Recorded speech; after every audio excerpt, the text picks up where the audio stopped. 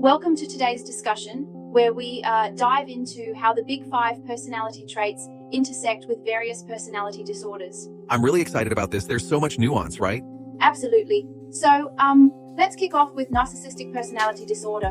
We see it often as a blend of high extraversion, particularly assertiveness, and low agreeableness, meaning a lack of compassion. Essentially, these individuals are dominant and crave admiration. Right, and I've noticed that even though they often seem charismatic, their inability to empathize really sets them apart. Exactly. It's like they might be the life of the party outwardly, but deep down there's this disregard for others' feelings, and that patterns into their relationships. Now, shifting gears to antisocial personality disorder, here you're seeing a similar low agreeableness, but there's a twist with high neuroticism, especially like impulsiveness, right? Yes, they often act on impulse without considering consequences. It's interesting how impulsivity and lack of trust combine in ASPD to fuel reckless behavior. And that really ties into why many people label them as antisocial, because they often disregard societal norms. True, exactly. Then we have borderline personality disorder, where high neuroticism really stands out. We're talking about intense emotions, unstable relationships, and impulsivity combined with low conscientiousness, meaning a struggle with self-discipline. It's a turbulent cocktail. I always find it fascinating how BPD can span both introversion and extroversion, making it unpredictable sometimes. Yes, it's this dual nature. On one hand, emotional highs and lows, and on the other, a certain degree of social withdrawal. It's like a seesaw of traits. Now, what about avoidant personality disorder? This one seems particularly centered around high neuroticism and low extroversion, right? Exactly. Avoidant PD is characterized by intense anxiety, fear of rejection, and a hesitancy to engage socially. People with this disorder may avoid forming connections due to that high anxiousness. They literally back off when facing social interactions. And it's interesting to note that while they might display patterns of low extroversion, there's also heightened neuroticism. It clearly signals emotional distress. Yep, definitely. Then there's dependent personality disorder, which almost flips the script. Low extroversion in a sense of lacking assertiveness, but high agreeableness to an almost submissive extent. So they end up relying so much on others for decision-making, right? Exactly, it's like a constant need for support. And they also show high neuroticism, making them quite vulnerable to stress. Now let's talk about something a bit different. Obsessive compulsive personality disorder. This one is distinct from OCD. Here, we see extremely high conscientiousness, which, as you know, translates to a kind of rigid perfectionism and rule-bound behavior. Yes, and alongside that, there's low openness to experience. It's like they have this resistance to change. Right. Everything has to be, well, perfect and by the book. That makes a lot of sense.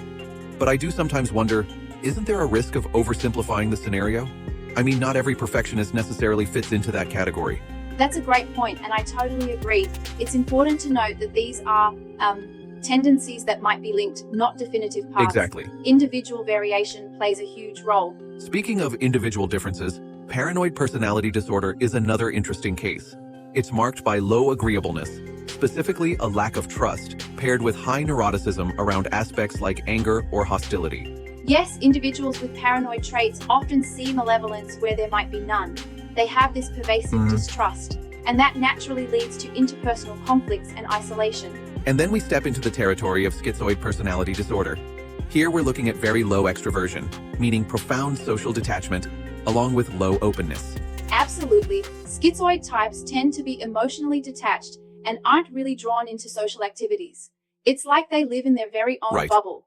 This isn't about dislike, it's more a reflection of disinterest. And on a somewhat related note, schizotypal personality disorder adds layers with eccentric beliefs and behaviors, combined with high neuroticism in the form of anxiety. Exactly, and they might be unusually open to strange or unconventional ideas. It's a fascinating mix of social discomfort and unique perspectives. Then we have histrionic personality disorder, where high extroversion and enthusiasm come into play heavily, right? Yes, histrionic individuals are all about attention-seeking, often coupled with high neuroticism in their emotional displays. Their lively and sometimes exaggerated behavior really stands out. But they also sometimes show low conscientiousness, which means they might struggle to follow through with commitments.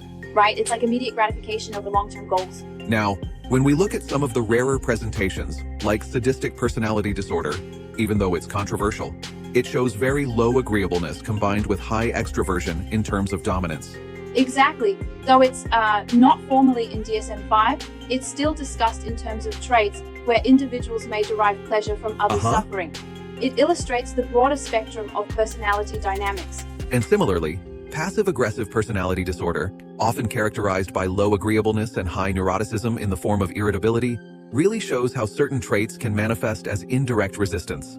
Yes, it's like a covert way of showing defiance without direct confrontation. Instead of open rebellion, there's an underlying current of resentment communicated indirectly. I find that really fascinating how these different trait combinations sort of provide a map of behaviors. Totally. And that's the beauty of exploring these intersections. It helps us understand that no personality disorder is just one-dimensional. It's an interplay of various, traits, experiences, and environmental factors. Yeah, and that's why there are those key reminders. No self-diagnosis, always professional help, right? Absolutely, they're vital. This is just an overview to foster understanding and promote mental health awareness. It's not a diagnostic checklist by any means. And the call to action is super important. Reflect on where you might fall on the big five, observe patterns in others without judgment, and seek support if you're concerned. Exactly. Understanding, not labeling, that's the core message. It encourages us to see the spectrum in ourselves and in those around us. It's really about building empathy. Now, one thing I wonder is how these personality disorder profiles might shift with life experiences.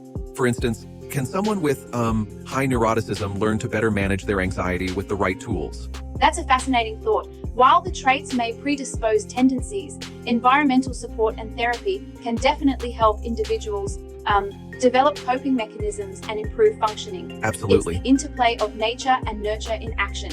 And that really underscores why the traditional one-size-fits-all approach doesn't work with personality disorders. There's so much individual variation. Exactly. Each person is unique. The ratings and sub-traits are just a starting point for understanding what might be going on a broader spectrum. They're guidelines rather than rules. Also, I've noticed that the discussion includes some less common personality conditions like compensatory narcissistic personality disorder or masochistic personality disorder. They're not always in the mainstream diagnostic manuals, but still offer insights into, how extreme traits can interact.